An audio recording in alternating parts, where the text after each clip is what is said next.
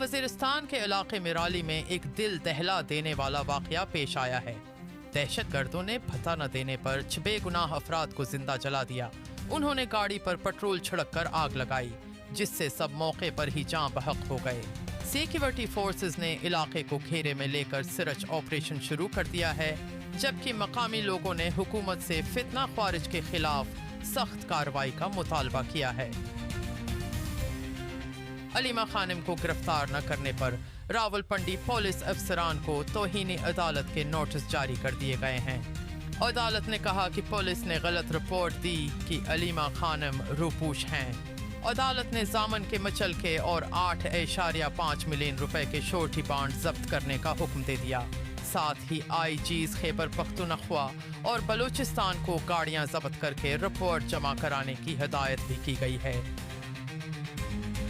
لکی بھائی جوائب کیس میں نئی پیش رفت سامنے آئی ہے۔ ان کی اہلیہ عروب جتوئی کی عبوری ضمانت 6 نومبر تک بڑھا دی گئی ہے۔ عروب جتوئی آج سیشن کورٹ لاہور میں پیش ہوئے، جہاں عدالت نے تفتیشی افسر سے تفصیلی رپورٹ طلب کر لی۔